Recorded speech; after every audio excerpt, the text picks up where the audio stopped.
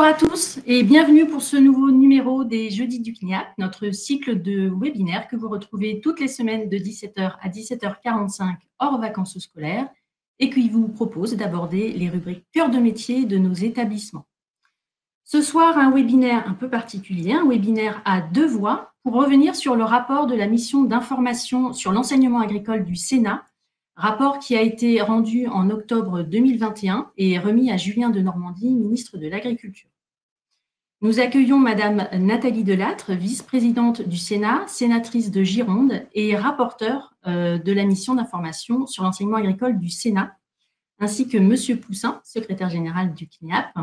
Je les invite à me rejoindre en activant leur micro et leur caméra. Compte tenu du temps dont nous disposons, il est évidemment difficile de revenir sur l'ensemble des conditions de ce rapport. C'est pourquoi nous en avons ciblé 3 sur lesquels nous allons pouvoir échanger. Monsieur Poussin, je vous laisse le soin d'accueillir Madame la vice-présidente du Sénat avant de lui laisser la parole pour une première partie introductive. Je serai ensuite le maître du temps, garant pour que nous puissions aborder l'ensemble des points prévus. Monsieur Poussin, je vous donne la parole. Merci Maud, bonsoir à tous et merci d'être avec nous pour ces jeudis du CNIAP. C'est toujours un grand plaisir d'accueillir Nathalie Delattre. Madame la sénatrice, vous êtes sénatrice de Gironde, vous êtes vice-présidente du Sénat, vous vous intéressez à une multitude de problèmes et de sujets qui touchent la société et qui touchent la population de notre pays. Mais il y en a un qui nous intéresse particulièrement ce soir, c'est votre engagement dans le monde des territoires ruraux, de l'agriculture, alors de la viticulture bien évidemment pour la région qui est la vôtre, et également de l'enseignement agricole. À ce titre-là, vous avez été, avec un certain nombre de sénateurs et autour de Jean-Marc Boyer, la rapporteuse d'un rapport qui va faire date, je crois, sur l'enseignement agricole au Sénat. Ce qui nous intéresse, je pense, en introduction de cette séquence, c'est que vous nous rappeliez le contexte dans lequel le Sénat s'est saisi de cette question. Pourquoi vous êtes-vous intéressé à l'enseignement agricole ? Merci tout d'abord de votre accueil. C'est toujours un plaisir de pouvoir échanger avec vous et nous l'avons fait tout au long de cette mission. Et j'ai beaucoup appris à vos côtés. Alors, le point de départ de cette mission, j'ai été rapporteur du budget sur l'enseignement agricole, sur le budget 2020, où j'ai pu découvrir une situation catastrophique et déclarer que nous étions dans des termes un peu triviaux, mais que nous étions à l'os dans effectivement ce budget de l'enseignement agricole. Une fois que nous avons voté à l'unanimité quasi le fait que nous ne souhaitions pas adopter ce budget de l'enseignement agricole pour alerter le ministère et le gouvernement sur cette situation, il me paraissait normal de proposer une mission d'information. Nous pourrions pendant 6 mois étudier plus en profondeur les problématiques de l'enseignement agricole et bien évidemment, puisque pour nous, hors des questions de ce type de pratique simplement de dénonciation, mais surtout de faire des propositions et nous avons effectivement commis 45 propositions.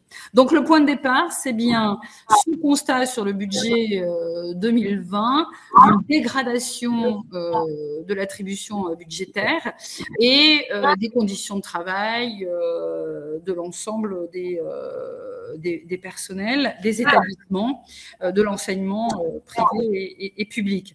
Donc, nous avons constitué cette mission d'information avec 23 sénateurs qui représentent l'ensemble des groupes du Sénat, ce qui nous permet d'acquérir des convictions ensemble, en discuter et de pouvoir approfondir les différents points qui interrogent les uns et les autres. Et nous avons procédé à plus de 80 auditions de personnalités qui effectivement étaient en lien avec cette thématique et nous avons pu faire 5 déplacements dans nos territoires, dans notre territoire métropolitain. Et bien évidemment, nous avons acquis des convictions très fortes, à savoir que l'enseignement agricole devait rester au cœur du ministère de l'Agriculture et qu'il était une source formidable de débouchés avec des jeunes très engagés. Nous avons pu rencontrer beaucoup de jeunes très enthousiastes, des équipes pédagogiques très enthousiastes par rapport à cette filière et des résultats excellents, bien évidemment, sur les différents que ce soit le bac, le brevet, les BTS, d'excellents résultats. Et donc, nous avons eu à cœur de pouvoir faire différentes propositions. Les 45, nous allons les voir, hein, c'est un peu plus tard, sur des thèmes qui sont ce premier axe de réaffirmer le rôle de pilotage du ministère de l'Agriculture et établir un nouveau projet stratégique pour l'enseignement agricole. Sur ce deuxième axe, de consolider les fondamentaux de l'enseignement agricole pour qu'il contribue à relever les défis de l'agriculture et des territoires ruraux. Et le troisième axe, de renforcer l'attractivité de l'enseignement agricole pour les apprenants, pour les familles et pour les personnels. Voilà. Donc, au bout de 6 mois, nous avons publié ce rapport et qui nous a permis d'aborder l'étude du budget, notamment la suite logique de ce que j'avais fait pour le projet de loi de finances 2020, de donner un avis pour le projet de loi de finances 2021. Et comme cette mission d'information a fait beaucoup parler d'elle, en fait, dès sa constitution, nous avons été très regardés par le ministère de l'Agriculture, par la DGER, et donc nous avons eu peu de temps avant la remise du rapport, l'annonce du ministre de l'Agriculture de l'augmentation du budget sur le projet de loi de finances 2021. 43,5 millions, qui a constitué pour nous effectivement une petite victoire, hein, mais en fait, cela montre encore une fois que le ministère a été à l'écoute, mais nous restons prudents, c'est-à-dire que nous avons salué bien sûr cette inflexion de budget, mais nous avons surtout demandé à ce qu'il soit consolidé dans l'avenir et qu'il soit à la hauteur des enjeux d'enseignement agricole. Voilà, en gros. Merci Madame la sénatrice pour ce rappel de ce contexte. Comme vous le disiez, il y a 3 axes. Je vous propose de commencer par le premier, effectivement, réaffirmer le rôle du pilotage du ministère de l'Agriculture et établir un nouveau projet stratégique pour l'enseignement agricole. De l'ensemble de ces propositions que vous faites au terme de cet axe 1, nous en avons sorti une, celle qui est affichée à l'écran. Et nous voulions savoir quels étaient les éléments qui avaient déterminé cette proposition et en quoi cette proposition de la mission d'information permet de construire, d'envisager la transition agropolitique que vous souhaitez. Que l'on a eu comme sensation assez désagréable, c'est effectivement de rentrer sur une concurrence entre le privé et le public. Historiquement, nous avons rappelé que l'enseignement privé s'était beaucoup investi dans l'enseignement agricole et qu'il s'agissait non pas de rentrer en concurrence, mais de se respecter et de pouvoir bénéficier des plus-values des uns et des autres pour une finalité, celui de former le mieux possible nos agriculteurs de demain. On a un défi qui est la résilience alimentaire. On a un défi de réduire le nombre de suicides dans les filières agricoles et notamment dans l'élevage. Et nous avons effectivement cette demande forte des consommateurs de pouvoir avoir accès à des produits tracés et de qualité. Donc, effectivement, nous avons constaté qu'il y avait de la part de l'éducation nationale parfois une concurrence à proposer des filières ou en tout cas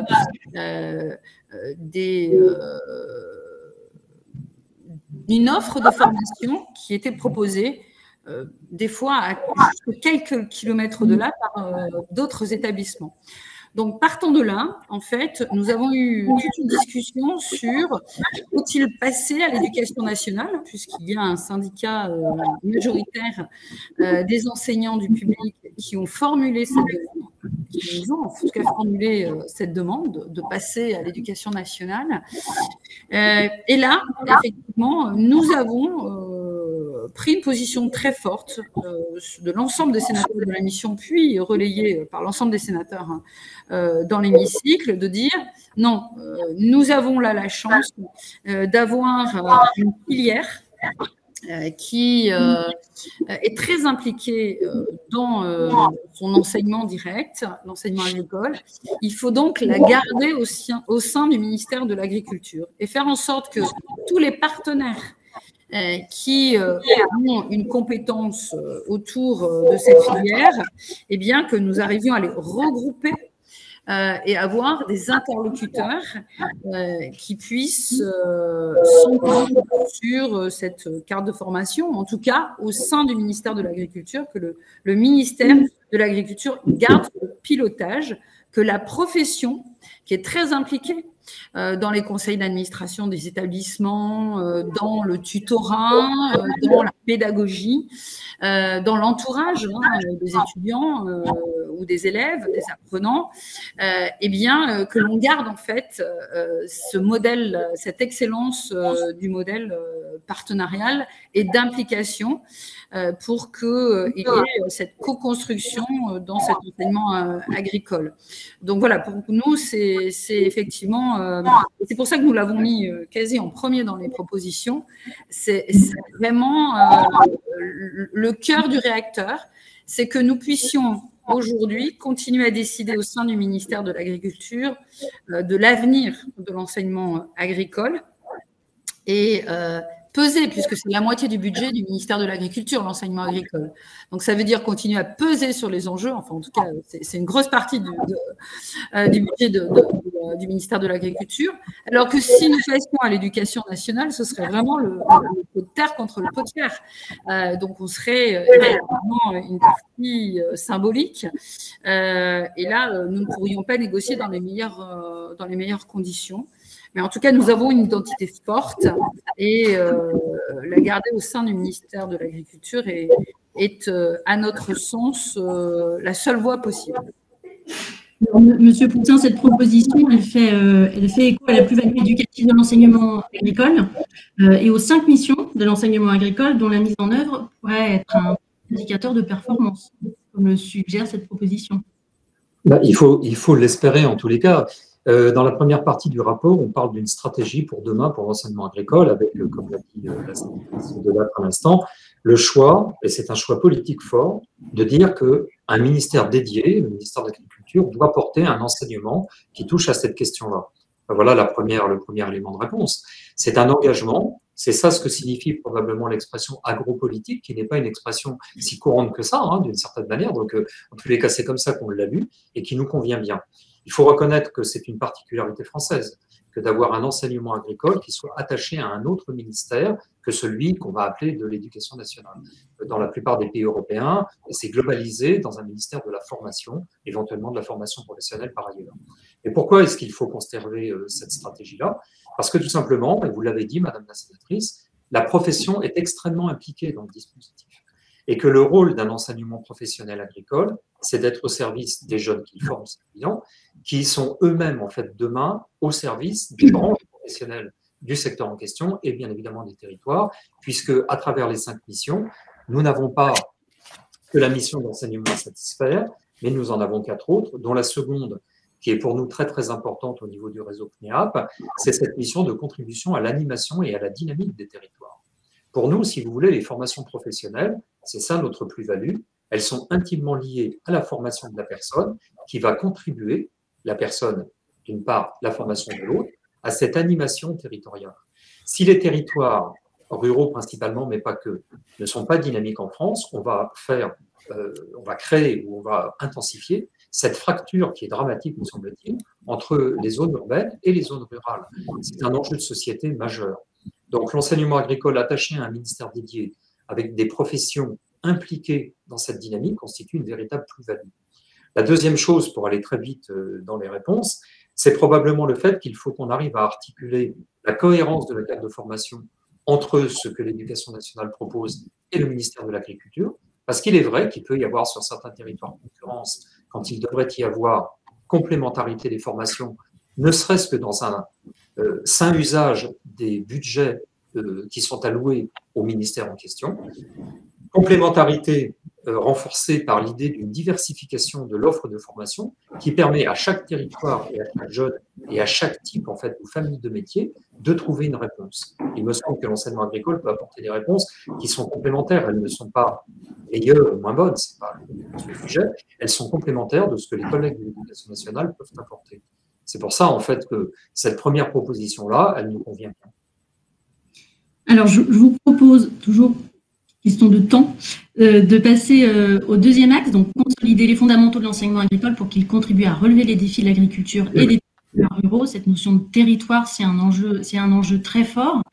Par rapport à la proposition l'une des propositions que nous avons retenues, de la même façon, Madame la sénatrice, quels sont les éléments déterminants qui ont guidé et qui ont amené à cette proposition, qui apparaît elle aussi dans les premières propositions? Oui, tout à fait. C'était effectivement. Vous savez, le Sénat, nous sommes la chambre des territoires, des collectivités. Nous sommes tous très proches de nos territoires et notamment ruraux, puisqu'en fait, nous représentons plus en définitive les territoires ruraux que les territoires urbains en nombre dans cette chambre. Nous sommes très attachés aux territoires ruraux. Les questions agricoles sont toujours des grands moments de débat ici parce qu'ils sont aussi très consensuels. Au Sénat, donc, nous avons vu très rapidement la mise en danger, effectivement, par cette concurrence parfois de formation, mais de rapprochement aussi de ces formations des centres-villes. Alors que nous savons que cet enseignement agricole est né au plus près des besoins de nos agriculteurs et des territoires ruraux. Nous retrouvons effectivement ces établissements et ces formations dans des bassins d'emploi où souvent il n'y a que l'agriculture. Et c'est une richesse pour nous, mais pour nos territoires ruraux, pour la France, mais c'est aussi indispensable. Indispensable que cet enseignement se fasse au cœur même de notre agriculture. Et des établissements ont pu développer des outils indispensables qui sont des fermes d'adaptation, en tout cas des fermes-écoles, où l'on peut apprendre les gestes quotidiens que l'on va pouvoir avoir ensuite sur des exploitations à taille réelle. Ça, on ne peut pas le trouver en centre-ville. On a cette concurrence foncière qui fait qu'on n'y arrive pas. Et cette richesse, c'est de pouvoir effectivement amener vers ces territoires, vers cette réalité aussi des territoires ruraux, des jeunes qui ne connaissent pas forcément ces territoires ou la façon dont ils s'organisent, au cœur effectivement de notre agriculture française. Et donc, pour nous, c'était indispensable que de dire qu'il fallait garder ce maillage au plus près de l'ensemble de nos territoires dans les départements. Je crois que c'est une grosse mobilisation qui s'est faite. Alors, on a beaucoup illustré cela par les maisons familiales et rurales, parce que tous les départements comptent 3, 4, 5, voire un peu plus de maisons familiales et rurales qui a été souligné par plusieurs sénateurs.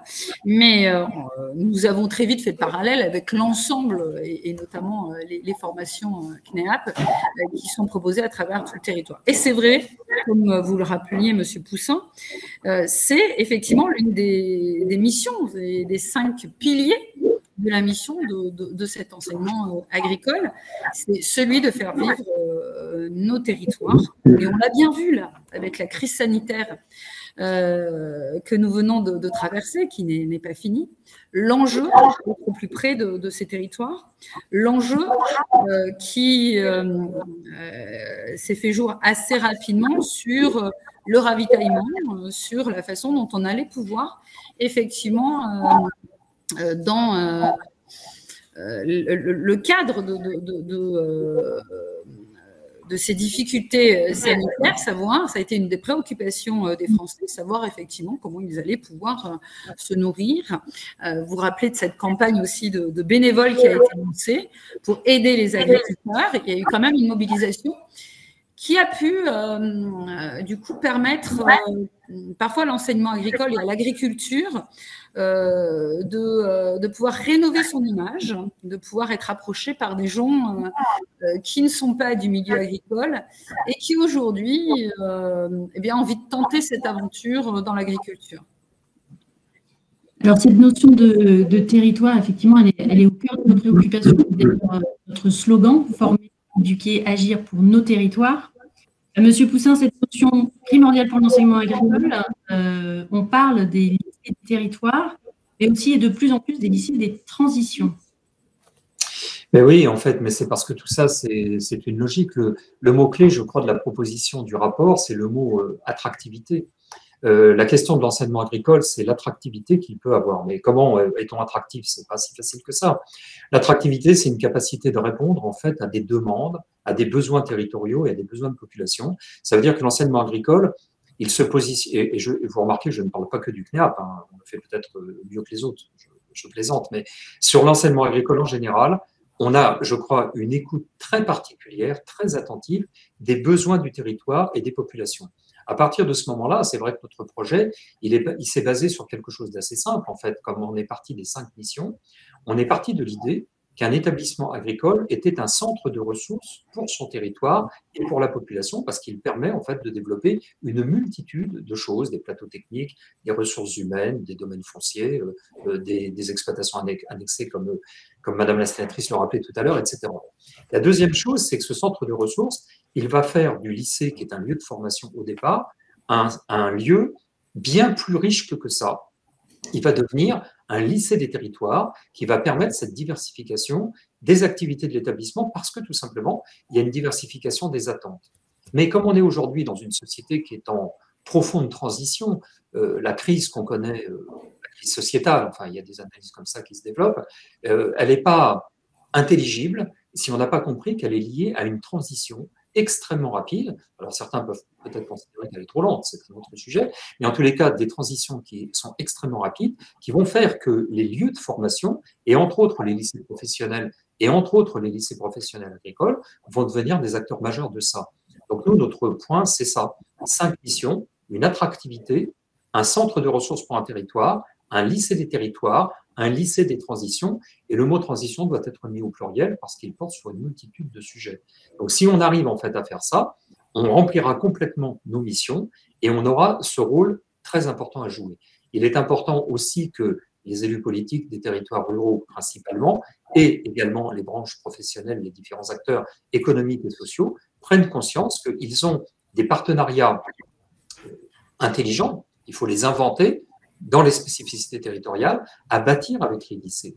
Cesser quelque part en fait de voir le lycée comme simplement le lieu dans lequel on va préparer un diplôme, un CAP, un baccalauréat, un BTS, peu importe quoi. C'est ce que nous faisons, c'est notre cœur de métier, mais on fait tellement d'autres choses en résonance avec les besoins que ça peut tout à fait être un élément de prospective en fait et de stratégie. C'est comme ça qu'on va rendre davantage attractif l'enseignement agricole. Je termine en disant que le ministère, peut-être de manière un peu timorée, il faut le reconnaître, devrait également se lancer non seulement dans une refonte et une réforme des diplômes existants, mais dans la création et l'invention de nouveaux parcours de formation. Ça a été dit aussi dans le rapport du Sénat, de telle façon à pouvoir en fait être mieux à l'écoute des besoins de demain. Parce que retoiletter les diplômes existants est absolument indispensable, mais il y a probablement, c'est assez évident, parce qu'on est justement dans une phase de transition, à réinventer des cursus de formation. Je termine en disant qu'il y a quelque chose dont on ne parle pas assez concernant l'enseignement agricole, qui sont les services. Parce qu'on parle beaucoup évidemment de la production agricole, du monde agricolo-agricole, mais depuis l'origine, les lycées agricoles de production d'un côté, ce qu'on appelait entre deux guerres les écoles ménagères, l'enseignement agricole a été le seul à pouvoir lier des besoins de territoire qui sont à la fois des besoins qui touchent la formation des personnes dans le cadre en fait d'une technicité agricolo-agricole, la production de l'alimentation pour nourrir la population et si possible de la plus haute qualité, et en même temps des services à la personne pour accompagner en fait son cœur de métier qu'est la production à travers les besoins qui sont aujourd'hui ressentis par toute la population, quel que soit le lieu de leur habitation, d'un même accès aux services qui leur sont rendus. On a une belle mission devant nous. Merci, Monsieur Poussin. Passons à présent au troisième axe, renforcer l'attractivité de l'enseignement agricole pour les apprenants, pour les familles et pour les personnels. Donc, on va pouvoir dire que chacun et chacune s'y emploie largement et quotidiennement au sein des établissements. Sur la proposition que nous avons retenue, notamment celle de renommer l'enseignement agricole, pareil, Madame la sénatrice, au fil des auditions que vous avez menées avec l'ensemble des membres de la mission d'information, cette proposition a semblé évidente. Oui, alors, effectivement, on est parti, comme vous dites, Monsieur Poussin, c'est effectivement l'enseignement agricole sur les territoires, c'est à la base le service à la personne, le service rendu sur l'agriculture et donc pour nourrir la population. Donc, on part sur une palette assez large de formations et de services de proximité, effectivement. Mais on s'aperçoit, parce que nous, notre préoccupation était plus sur la résilience alimentaire aussi et sur comment faire pour demain assurer le renouvellement de ces générations d'agriculteurs, parce qu'en fait, on s'aperçoit que dans l'enseignement agricole, puisqu'il y a ces services à la personne qui sont indispensables au plus près des territoires et pour faire en sorte que les personnes restent au plus près de leur domicile, eh bien, seuls 35% en fait, des jeunes sont dédiés à l'agriculture. Et là, très vite, nous sommes aperçus que c'était un peu, que l'image était très dégradée, comme on peut le voir sur des métiers, d'autres métiers manuels, et qu'en fait, souvent peu attractif pour les jeunes, pour les familles. Mais au-delà de ça, on s'est aperçu aussi que l'éducation nationale avait beaucoup de mal à orienter les jeunes vers effectivement l'enseignement agricole. Il y avait une rétention de jeunes au sein de l'enseignement agricole. Donc, nous avons formulé des propositions pour que l'éducation nationale desserre les taux et puisse permettre aux jeunes de s'accomplir dans l'enseignement agricole, parce que nous, on a vu des jeunes qui, effectivement, étaient épanouis dans cet enseignement, qui sont arrivés pour certains avec de grosses difficultés, même voire en échec scolaire, et ont trouvé leur voie. On a même trouvé dans l'enseignement supérieur agricole des jeunes qui nous ont... moi, j'ai eu beaucoup de peine quand j'ai entendu des jeunes qui nous ont dit, vous savez, nous, on est des vétos déçus et déchus. Et en fait, ils ont découvert de nouvelles filières dans l'enseignement supérieur agricole, dans lesquelles ils se réalisent pleinement et ils se disent, mais si on avait su avant, voilà, on n'aurait pas été vers l'échec sur une filière qui compte peu d'heureux élus. Donc, on a bien vu qu'il y avait un nœud dans l'orientation, un nœud dans l'information. Et c'est vrai que très vite, on s'est dit que cet enseignement agricole, avec près de 150 diplômes qui ont des acronymes qui ne veulent rien dire, en fait, quand on n'est pas de ce milieu-là, il faut s'imaginer qu'il faut attirer des nouveaux publics.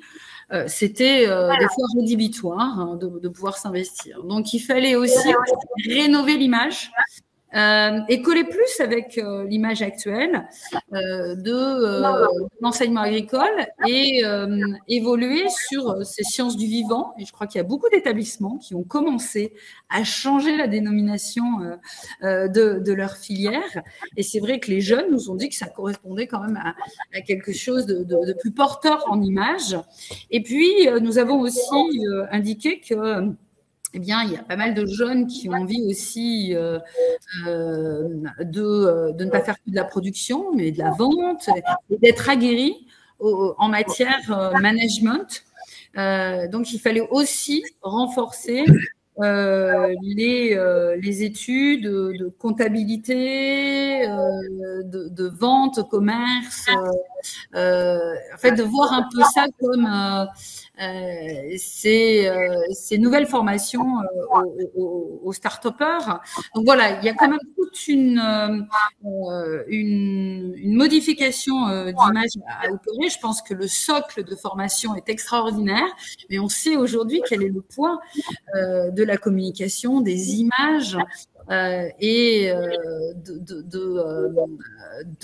de cette modernité qui est demandée par cette jeune génération, qu'il faut aussi qu'on arrive à opérer sur l'enseignement agricole. Merci Madame Delattre.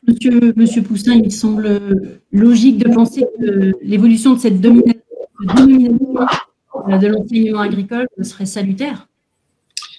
Certainement. Alors, moi, je n'ai pas grand-chose à rajouter à ce qu'a dit Madame Delattre. Elle a été très complète. Je partage ce qu'elle a dit, bien évidemment. Oui, il faut travailler sur les acronymes des diplômes, c'est évident. Et encore, ceux que nous avons là nous ont permis d'éviter certaines appellations qui auraient pu apparaître difficiles, on va dire ça comme ça. En ce qui concerne le nom de l'enseignement agricole tout court, voilà, renommer l'enseignement agricole par enseignement agricole des sciences du vivant et des territoires, pourquoi pas, je ne vais pas me prononcer là-dessus ce soir. Ce qui me semble important, c'est qu'on puisse en fait renforcer l'attractivité par quelque chose qui parle aux jeunes de manière simple en fait et sans le côté parfois un peu jargonnant quand même, il faut le reconnaître, qu'on peut avoir dans l'administration et dans nos métiers de la formation et de l'éducation. Cette attractivité-là, en fait, elle passe par presque une dimension commerciale, marketing, savoir vendre en quelque sorte en fait la qualité du cursus de formation qu'on propose. Il faut qu'on arrive à trouver quelque chose qui permette de rassembler à la fois la question de la production, la question de l'alimentation, cette notion du vivant, parce que c'est très aujourd'hui prégnant dans l'attente des jeunes, en fait, une espèce d'écosystème planétaire dans lequel, dans le fond, l'homme n'est qu'une composante parmi d'autres et que c'est l'ensemble d'un système qui doit être respecté. Et puis, de l'autre côté, cette dimension territoire plus administrative et démographique que l'on a. C'est pas si facile que ça. Et on n'oublie pas là-dedans, j'insiste un petit peu quand même, cette question des services. Parce que c'est vrai que c'est par un abus de langage qu'on dit que l'enseignement agricole a deux facettes, un enseignement agricole plutôt production d'un côté et un enseignement agricole plutôt service à la personne de l'autre. J'ai moi-même fait cette distinction-là tout à l'heure, c'est une erreur. En fait, tout ceci constitue une même chose, une même sphère d'activité dans le cadre des territoires. Et comme vous l'avez dit, madame, quand il s'agit en fait de renforcer, par exemple, la compétence des futurs producteurs en termes en fait commerciaux ou en termes de marketing.